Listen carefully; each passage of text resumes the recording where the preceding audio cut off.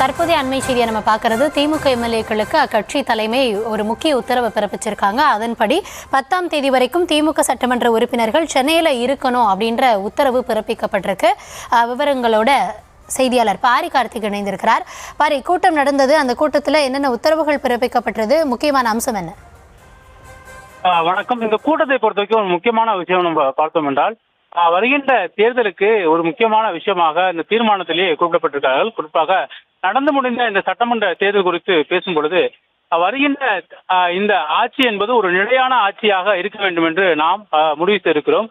அதே போல இன்னொரு தேர்தலை சந்திக்க தமிழ்நாடு தற்போது தயாராக இல்லை என்பதையும் நாம் உறுதியாக இருக்கிறோம். அதே நேரத்தில் தமிழ்நாட்டில் நிலையான ஆட்சி அமைய வேண்டும் என்பதே எங்களோட ஒரே நோக்கம் என்று அந்த தீர்மானத்தில் குறிப்பிடப்பட்டிருக்கிறது.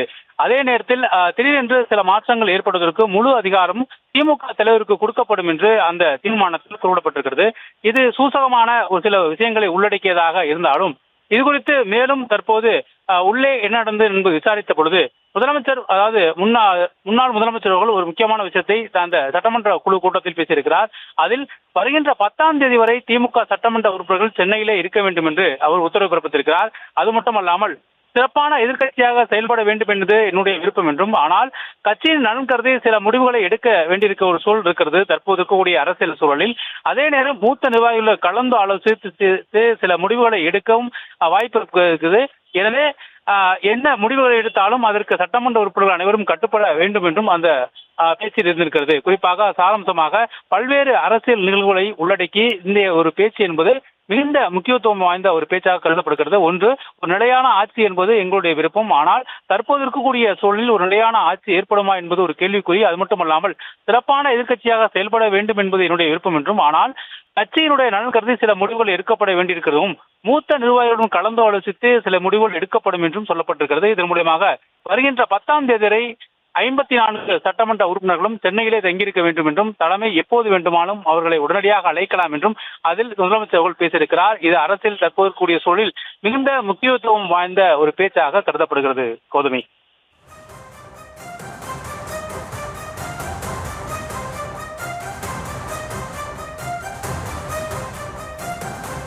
பாரி, தொடர்ச்சியாக ஒருபுறம் திமுக இந்த பக்கம் ஆலோசனை, அந்த பக்கம் அதிமுக ஆலோசனை. இதில் முக்கியமாக நீங்கள் சொன்னதில் சிறப்பான எதிர்க்கட்சியாக செயல்பட வேண்டும் அப்படின்றது அவருடைய விருப்பம் அப்படின்னு சொன்னதாக சொல்கிறீங்க. இது ஏற்கனவே அறிக்கையிலையுமே வெளிப்பட்டது. ஆனால் கட்சியினுடைய நலன் கருதி சில முடிவுகளை எடுக்க வேண்டியிருக்கு அப்படின்னு சொல்கிற இடத்துல நம்ம புரிந்து கொள்ள வேண்டிய விஷயமா அங்கே என்ன இருக்குது? நிச்சயமாக தமிழ்நாடு இதுவரை அரசியலில் பார்க்காத ஒரு திருப்பு முனையாக கூட இருக்கலாம் என்று எதிர்பார்க்கப்படுகிறது. இதுவரை தமிழக அரசியலில் நிகழாத அதிசயமாக கூட அது ஏற்படலாம். என்றால் ஒரு சரியான எதிர்க்கட்சியாக நாங்கள் செயல்படுவோம் என்று அவர்கள் ஏற்கனவே குறிப்பிட்டிருந்தார். அதே நேரத்தில் 6 மாத காலம் எந்த ஒரு பிரச்சனையும் இல்லாமல் நாங்கள் ஆட்சி அமைப்பு, குறிப்பாக தற்போது இருக்கக்கூடிய ஒரு சூழலில் தமிழ்நாடு ஒரு நிலையான அரசை எதிர்பார்த்து கொண்டிருக்கிறது என்று அவர் கூறும் பொழுது, தற்போது அமைய இருக்கக்கூடிய இந்த தமிழக வெற்றி கழகம் ஒரு நிலையான அரசாக இல்லை என்பதை திமுக உணர்த்துகிறது என்றுதான் எடுத்துக்கொள்ள வேண்டும். ஒரு நிலையான அரசாக நாம் இப்போ இருக்கக்கூடிய சூழல் எதிர்பார்க்கிறோம் என்றால், இப்ப இருக்கக்கூடிய அரசு, அதாவது இப்ப அமையப்படக்கூடிய தமிழக வெற்றி கழகம் ஒரு நிலையில்லாத அரசாக இருப்பதற்கான வாய்ப்புகள் உள்ளதாக திமுக சொல்லப்படுகிறது என்று சொல்லப்படுகிறது. எனவே தற்போது இந்த அரசியல் அதிசயம் என்று சொல்லக்கூடிய பல்வேறு குணங்களுக்கு மத்தியில் சிலர் இணைந்து இந்த அரசை ஒருவேளை கொண்டு சென்றால் அது எவ்வாறாக இருக்கும் என்ற முடிவுகளின் அடிப்படையில் தான் இந்த பேச்சு இருக்கிறது. குறிப்பாக சிறப்பான எதிர்க்கட்சியாக செயல்பட வேண்டும் என்னுடைய விருப்பமாக இருக்கிறது. ஆனால் அதில் கட்சியினோட நலன் கருதி சில முடிவுகளை எடுக்க வேண்டியும் இருக்கிறது என்றும் குறிப்பிட்டிருக்கிறார். அதே நேரம் தீர்மானத்தில் இன்னொரு விஷயங்களும் குறிப்பிட்டிருக்கிறார்கள். அது எந்த முடிவாக இருந்தாலும் தலைமை எடுக்கக்கூடிய முடிவுக்கு கட்சி கட்டுப்படும் என்றும் தெரிவித்திருக்கிறார். அதே போல திமுகவினுடைய செய்தி தொடர்பாளர் இளங்கோவனர்கள் சற்று முன்னதாக அறிவாலயத்தில் பேசும்போது கூட, நாங்கள் அதிமுகவுடன் கூட்டணி என்ற பேச்சு இப்ப தற்போது இல்லை, ஆனால் தலைவர் எடுக்கக்கூடிய அனைத்து முயற்சிக்கும் நாங்கள் உறுதுணையாகவும் தலைவர் இருக்கக்கூடிய முயற்சிக்கு நாங்கள் உட்பட்டவர்களாக இருப்போம் என்று ஒரு சூசகமாக ஒரு பதில் கூறியிருக்கிறார்.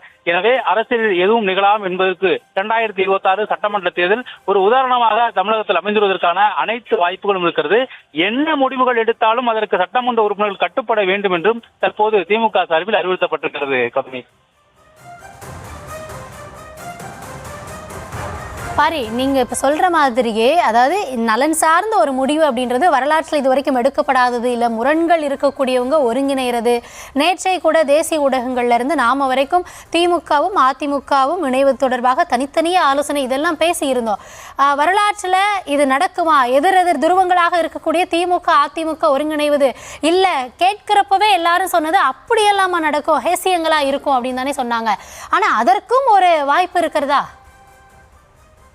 இல்ல கௌதமி, நாம ஒரு சில நிர்வாகிகளிடம் நம்ம கேட்டபோது அவர்கள் சொல்ற ஒரு விஷயம் என்னன்னா, விஜய் ஒருவேளை ஆட்சி அமர்ந்து விட்டால் விஜயை ஆட்சியிலிருந்து அகற்றுவதற்கு 10 முதல் 15 ஆண்டுகள் கூட ஆகலாம் என்று ஒரு கருத்து கணிப்பில் சொல்லப்படுவதாக கூறப்படுகிறது. இது திமுக அதிமுக என இரண்டு கட்சிகளுக்குமே மிகப்பெரிய ஒரு பாதிப்பை உருவாக்கும் என்று இரண்டு கட்சிகளுமே உணர்த்துகிறது. திமுக அதிமுக என இரண்டு கட்சிகளும் சேர்ந்து விஜயை எதிர்ப்பதற்கு என்ன அவ்வளவு ஒரு தேவை இருக்கிறது என்று நாம் பார்க்கும் பொழுது விஜயை அகற்றுவதற்கான வாய்ப்பே இல்லை என்று கூடிய சூழல் இருக்கிறது. குறிப்பாக இன்றைய தினம் விஜய் தன்னுடைய பதவியை ராஜினாமா செய்துவிட்டு தனது அனைத்து சட்டமன்ற விட்டு தேர்தலை சந்தித்தால் அடிப்படையில் இது குடியரசுத் தலைவர் ஆட்சியாக கடந்த 6 மாதங்களுக்கு செல்லும். 6 மாதங்களுக்கு பிறகாக வந்த தேர்தலில் கூட விஜயால் அனைத்து இடங்களும் சராசரியாக 200 இடங்கள் கூட வெற்றி பெறுவதற்கான ஒரு சூழல் தற்போது இருக்கிறது என்பதை திமுக மற்றும் அதிமுக என இரண்டு கட்சிகளுமே உணர்ந்திருக்கிறது என்பதுதான் உண்மை. எனவே இந்த இரண்டு கட்சிகளும் தற்போது இருக்கக்கூடிய ஒரு சூழலில் இணைந்து செயல்படுவார்களா என்ற ஒரு கேள்வி இதுவரை அதிகாரப்பூர்வமாக இல்லை. அதிகாரப்பூர்வமாக இரண்டு கட்சிகளும் பேச்சுவார்த்தை நடத்தினார்களா? அதிகாரப்பூர்வமாக இரண்டு கட்சிகளும் தொகுதி, அதாவது இடங்கள் குறித்து பேசி, இடங்கள் மீன் அதாவது என்னவென்றால் நாங்கள் இதன் தொகுதி வைத்திருக்கோம், நீங்கள் அத்தனை தொகுதி வைத்திருக்கிறோம், இதை ஒன்று சேருமா, ஒன்று சேர்ந்து நாம் ஆட்சி அமைப்பதற்கான சாத்தியக்கூறுகள் இருக்கிறதா என்பது பேச்சுவார்த்தை அதிகாரப்பூர்வமா இல்லை என்றாலும் இதற்கு இந்திய கம்யூனிஸ்ட், மார்க்சிஸ்ட் கம்யூனிஸ்ட் மற்றும் விடுதலை சிறுத்தைகள் என்ற 3 கட்சிகளும் தலா 2 இடங்கள் வெற்றி பெற்றிருக்கிறார்கள். அவர்கள் இந்த முடிவுக்கு ஒத்து வருவார்களா? அவர்கள் ஏனென்றால் அதிமுக பாஜகவுடன் நின்று இந்த தேர்தலை சந்தித்திருக்கிறது. பாஜகவுடன் கூட்டணி அமைத்து வெற்றி பெற்ற ஒரு கட்சியோடு இணக்கமாக செல்வதற்கு கம்யூனிஸ்ட் கட்சியில் இருக்க அவர்கள் முடிவை ஏற்பார்களா? அதே நேரம் அதே கூட்டணியில் இருக்கக்கூடிய பாமக இருக்கிறது. பாஜக பாமக இருக்க கூட்டணியில் நாங்கள் இருக்க மாட்டோம் என்று விடுதலை சிறுத்தையினுடைய தலைவர் திருமாவளவன் கூறியிருக்கிறார். எனவே அந்த கூட்டணியில் இவர்கள் இடம் வருவார்களா என்பது பல்வேறு கேள்விக்குறிகளை ஏற்படுத்தியிருக்கிறது. இது சாத்தியமாகுமா? இந்த சாத்தியத்தின் மூலமாக மீண்டும் ஒரு ஆட்சி மாற்றம், அரசியல் மாற்றம் ஏற்படுமா என்பது பல கேள்விகளை தமிழ்நாடு அரசியல் உற்று நோக்கக்கூடிய சூழலில். ஆனால் இன்று போடப்பட்ட இந்த தீர்மானத்தில் 2 விஷயங்கள் உள்ளடக்கி இருக்கிறது. ஒன்று, வருகின்ற தேர்தல், அதாவது வருகின்ற சட்டப்பேரவை கூட்டத்தொடரின் போது பெரும்பான்மை என்பதற்கு தலைவர் எடுக்கக்கூடிய முடிவை நீங்கள் ஏற்க வேண்டும் என்றும் குறிப்பிடப்பட்டிருக்கிறது. இதுபோல திமுக இதற்கு முன்னதாக நடந்த நாங்கள் கிட்டத்தட்ட ஒரு 15 வருடமாக திமுகவை பார்க்கிறோம். அடிப்படையில் இதற்கு முன்னதாக நடந்த 21 தேர்தலின் போதும், அதே போல இதுக்கு முன் நடந்த 16 தேர்தலின் போதும், எந்த ஒரு தேர்தலின் போது இது போல சட்டமன்ற உறுப்பினர்கள் சென்னையிலே தங்கியிருக்க வேண்டும் என்றும், எப்போது தலைமை அளித்தாலும் உடனடியாக நீங்கள் ஆஜராக ஒரு இடத்துக்கு வந்து சேர வேண்டும் என்றும் இதுவரை குறிப்பிட்டதே இல்லை. ஆனால் முதல் முறையாக இந்த தீர்மானங்களும் இத்தகைய அறிவிப்புகளும் திமுகவிற்கு புதிதாக இருக்கிறது.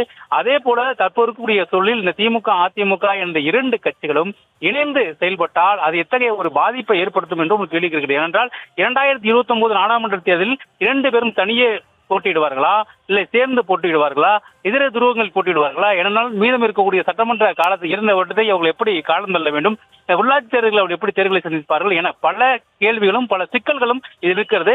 எனவே இதையெல்லாம் தீர்த்துவிட்டு இதை ஒரு அணியில் கொண்டு வருவது என்பது அவ்வளவு சாத்தியமான விஷயம் இல்லை. கௌதமி, நன்றி பாரி.